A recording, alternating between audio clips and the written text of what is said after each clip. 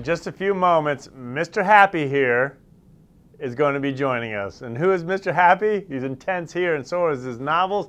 Daniel Silva joins us, and it's so thrilled to have him joining us right now. What's it like seeing another one of your books in print? It never, you never sort of lose that first 48 hours of jitters and excitement.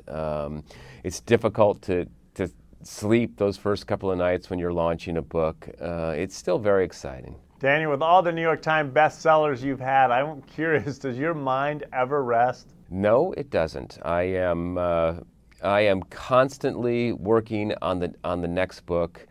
So when you're publishing a book, most of us are already at work in some fashion on our next book. So you have to sort of stop work on that book, talk about the one you're publishing. And so in my mind, I'm sort of always bouncing back and forth between the book that's been written and the book I'm working on next. You know, Daniel, I was reading in your bio, you're a proud father of 2.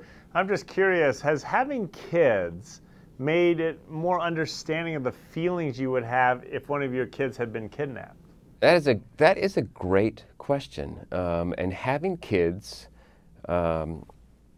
allows you to tap all kinds of emotions within you that might not exist when you're a 22-year-old young man or young person. But when you have children, everything changes. And there is a reservoir of pain and anxiety and suffering that every parent knows, and it does change the way you write things and the way you feel things, and that is absolutely true. I have often felt, how would I feel if? And it's not something that a parent likes to contemplate, but as writers and artists, we do have to venture into these dark places, and children definitely allow you to access fears and emotions that might not otherwise be present. You know, Daniel, I do love that title, The English Girl, and it had me so curious, like, where are you going to go with this? Well,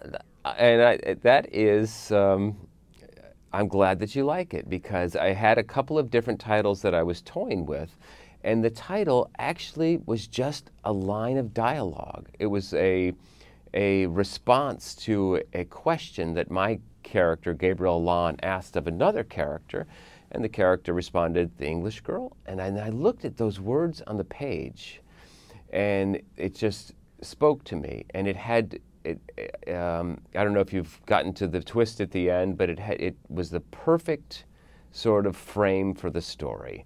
And it was a somewhat unusual title for a commercial thriller, but I liked the way it sounded. It worked for the book, and most importantly, I believed in the title, and I suggested it to my publishers, and they loved it. You know, Daniel, with numerous New York Times bestsellers, yet another one, 2 lovely kids, a great wife, you're a husband. Given all your success, what advice would you give to the rest of us pursuing our dreams? Be bold, and mighty forces will come to your aid. And by that, I mean, don't give up on your dreams. If you have something that you want to do, if you feel passionate about it, you have to try, because if you don't try, you're always going to regret it. And so, dare. That's what I think. Daniel, it's a real treat having you with us, and I'm glad you smiled and didn't give us the Mr. Serious. But thanks again. Thank you very much, Conn.